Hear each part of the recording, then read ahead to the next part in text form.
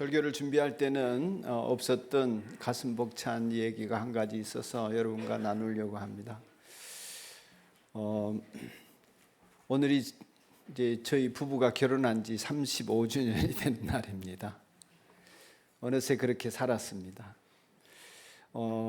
한 달포 전부터 결혼 기념일 특별히 35주년 그러니까 어떻게 지낼까 하면서 이제 아내에게 선물이라도 하나 해야 될까 이런 생각을 하면서 식사라도 바깥에서 할까 이런저런 생각 속에 있다가 기도 중에 마지막 결심을 이렇게 했습니다.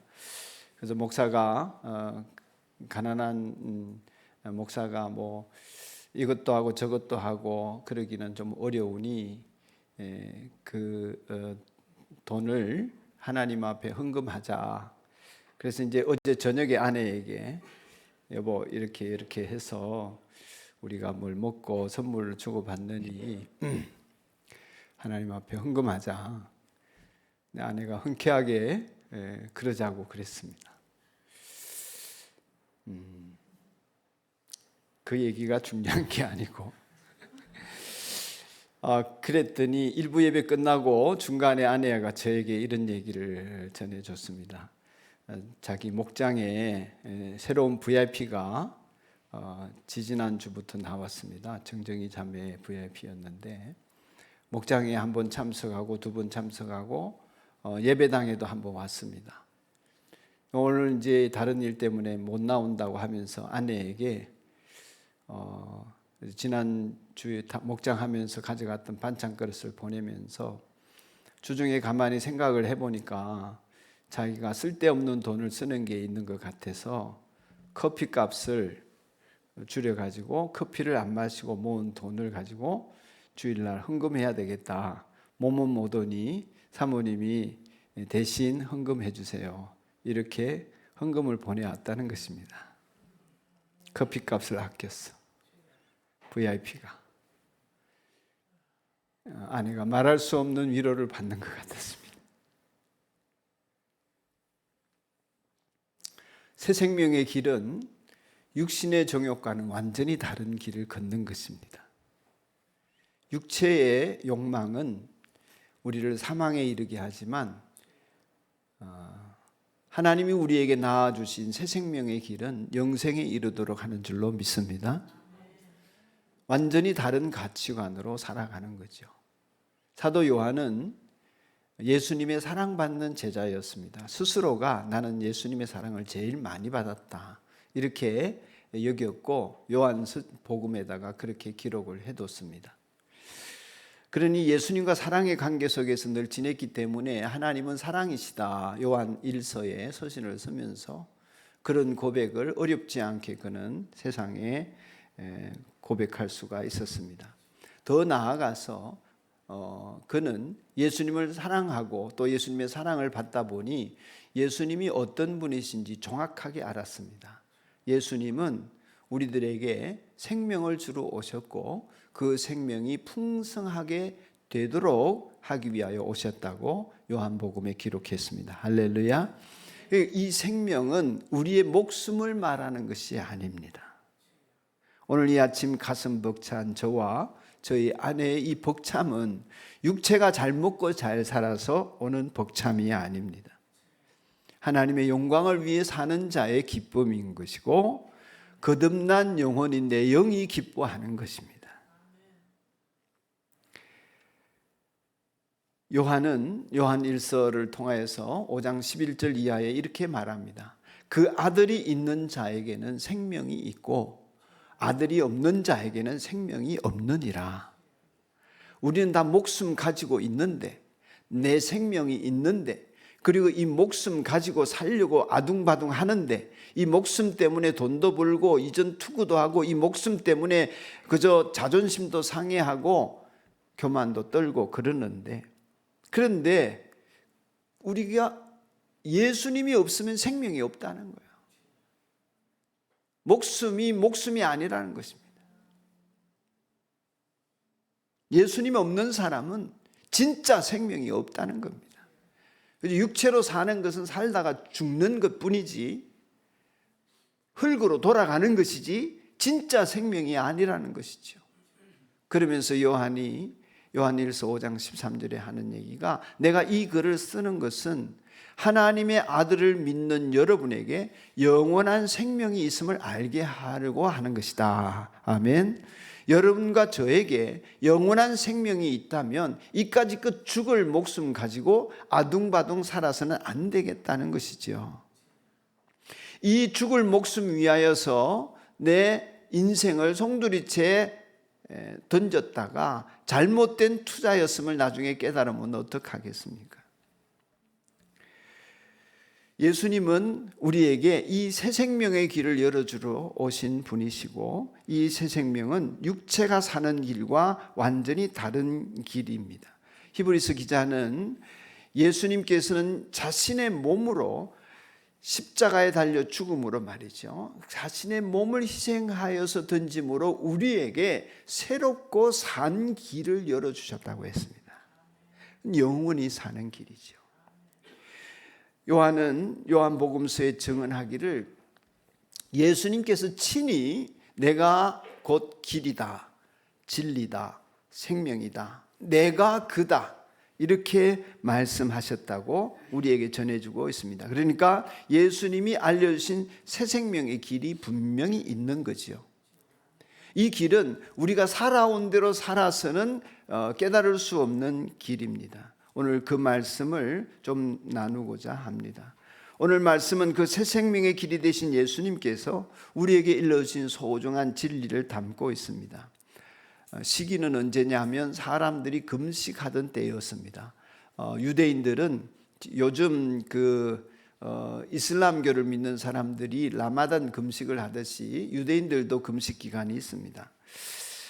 금식을 시작했습니다. 세례 요한의 제자들도 금식을 하고 바리새인들도 금식을 하였습니다. 그런데 예수님은 금식을 안 하신 거죠.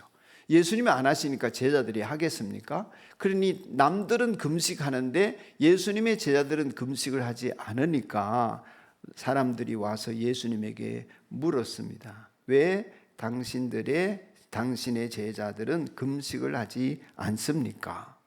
금식에 대해서는 여러분, 예수님께서 산상수훈에 보면 기도, 구제, 금식 이런 데 대해서 하나하나 짚어서 위선적인 신앙생활이 되지 않도록 교훈을 주신 내용이 있습니다. 간단하게 살펴보면 기도는 하나님과의 관계잖아요. 하나님과의 관계. 그러니까 이 기도가 하나님과의 관계 안에서 어떻게 기도하고 어떤 기도를 드리느냐가 우리가 하나님과 사랑의 관계 안에 있는지 없는지를 결정하게 되는데, 기도할 때에 많은 사람들이 사람에게 보이려고 길거리에서 손들고 기도하고 남들이 보란 듯이 설교하는 것처럼 기도하고 뭐 이러는데, 그러지 말라. 그러면 상급 없다. 은밀한 중에 계시는 네 아버지께서 보시니까 은밀한 중에 보시는 아버지께서 들으시도록 기도하라. 골방에서라도. 구제에 대해서는 사람들이 누구를 위해 구제하고 나는 얼만큼 구제하고, 특별히 바리새인들과 부자들은 길거리를 다니면서 돈을 던지면서 구제를 하는 행위를 하고 이래 왔었거든요. 그런데 그러지 마라. 이웃과의 관계를 결정하는 것인데, 이 하나님을 사랑하는 사람이라면 이웃을 사랑하는 그 일을 위선적으로 하지 말라. 오른손이 하는 일을 왼손이 모르도록 하여야 한다. 은밀한 중에 계시는 아버지께서 갚으신다 하셨거든요. 그러면서 금식에 관한 얘기도 하셨습니다.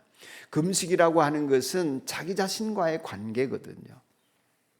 기도가 하나님과의 관계고 구제가 이웃과의 관계라면, 금식 생활은 내가 하나님 앞에 더 온전하기 위하여, 성결하기 위하여 자신을 죽이는 거거든요.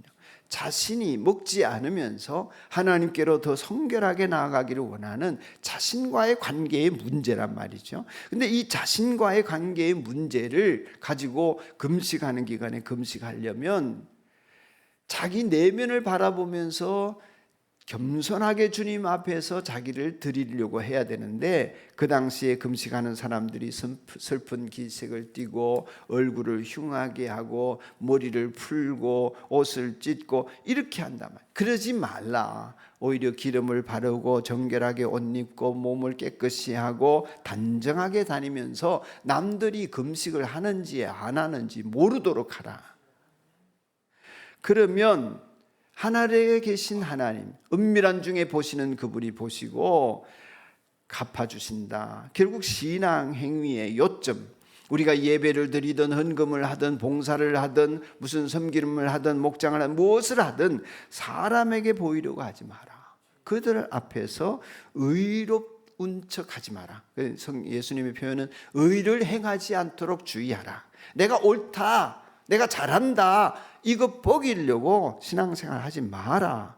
그것이 그렇게 되지 않도록 주의하라. 그렇지 아니하면 하늘에 계신 너희 아버지께 상을 얻지 못하느니라 하신 것입니다. 그러니까 기도를 하든 구제를 하든 금식을 하든 하나님만 바라보고 하는 사람이 되어야 한다. 형식보다는, 드러나는 행위보다는 내 마음의 동기가 무엇이냐, 그것이 순수한가, 이것을 들여다보는 것이 중요하다고 말씀하셨습니다.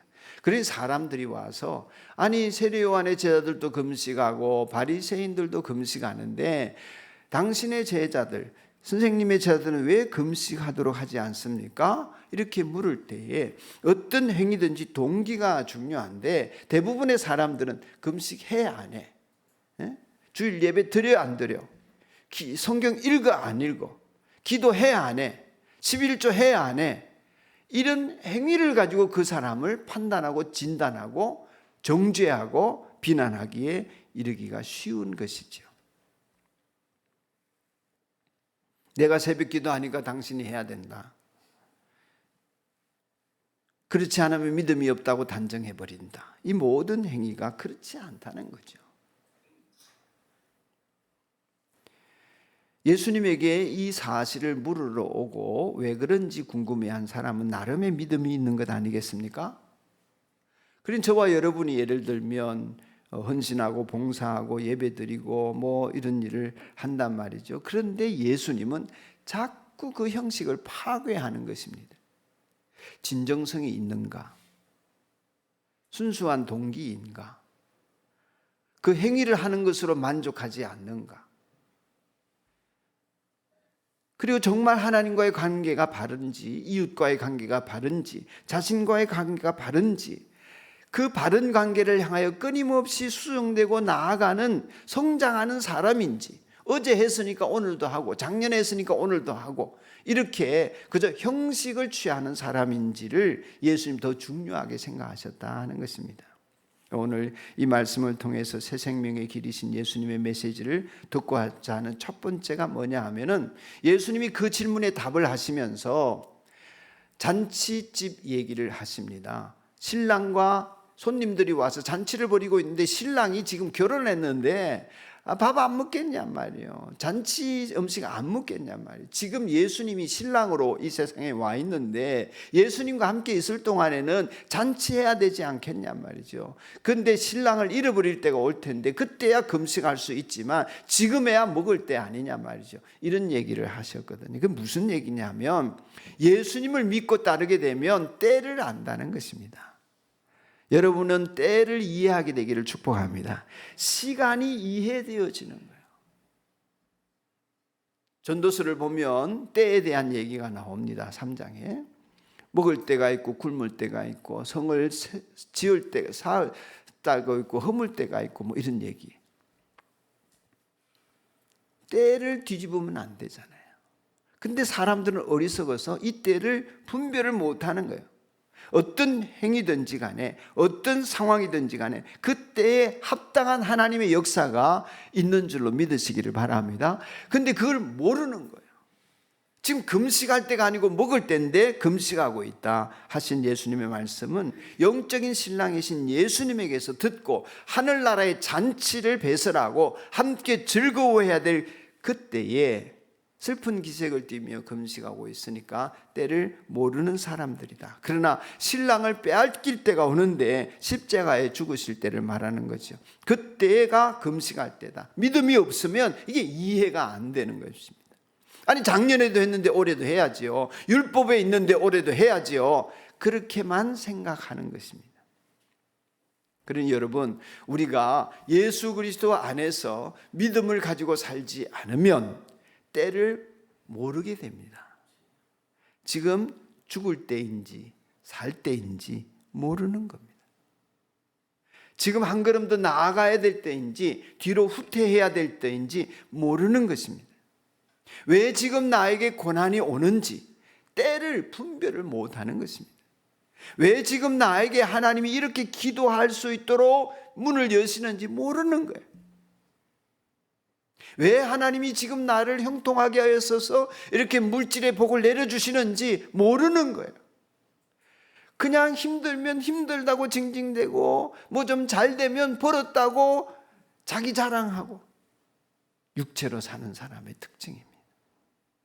시간을 이해하지 못하니까 나타나는 현상만 보고 일희일비하는 것입니다. 때를 이해하지 못하니까 이 세상에 육체로 살아가는 일만 중요한 거죠. 돈에 매여 결국 살게 되고 예수님과는 점점 멀어지는 것입니다. 그러나 때를 알면, 시간을 이해하면 하나님이 고난을 주시는 이 현장이 하나님께 영광을 돌릴 수 있는 기회가 됨을 보는 눈이 생겨나는 것입니다. 할렐루야. 하나님께서 복을 부어주시고 물질을 풍요롭게 하시는 이것이 결코 내가 잘해서 잘 되기 때문에 내가 호화호식하라고 주신 것이 아니라 이것이 사명인 줄로 보이는 것입니다.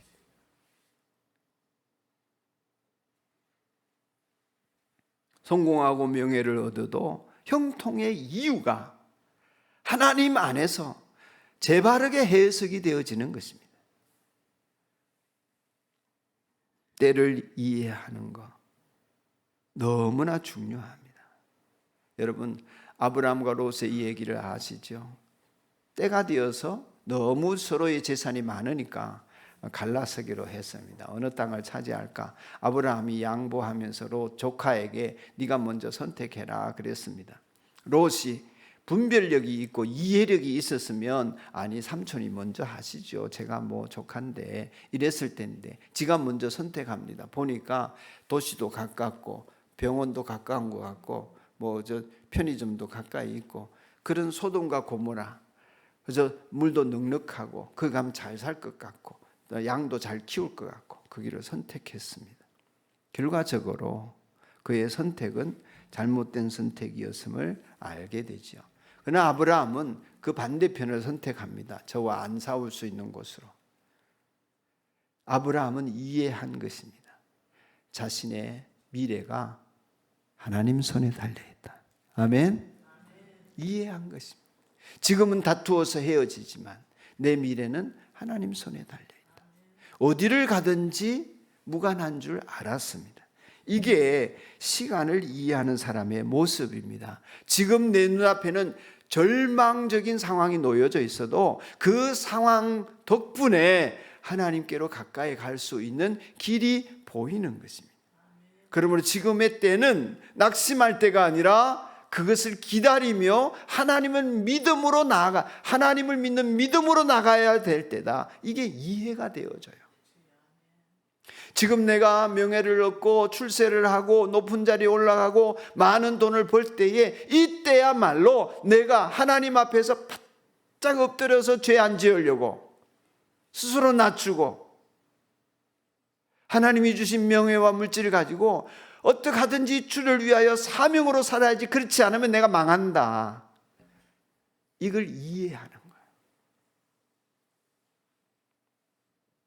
예수님을 믿으면 때가 이해되어집니다. 하나님을 가까이 하는 사람은 새 생명의 길이신 예수님이 보여주시는 새롭고 산 길이 보여져요. 그래서 육체의 길을 걷지 않습니다. 여러분이 이 은혜를 누리시기를 축원합니다. 그 다음 설교가 더 있는데요, 시간이 많이 가서 그만하려합니다. 더 들으실 분은 일부 예배 참고하시고 날마다 새로워지게 하십니다. 그 길에 있으면. 그래서 어제의 나가 오늘의 내가 아니라 어제의 나는 지나가고 오늘은 하나님이 새롭게 하시는 나로 살게 되고 오늘의 나는 내일의 나와 또 다른 것입니다. 내일의 나는 오늘의 나를 넘어서고 성장하고 그래서 예수님을 더 닮은 내일의 내가 기다리고 있는 여러분이기를 축복합니다. 그것이 새 수를 새 부대에 담는다는 뜻이에요. 새 교훈은 유연한 마음을 가진 내 새 심령에 담고 나아가서 날이 갈수록 여러분의 인생이 익어가기를 축복합니다.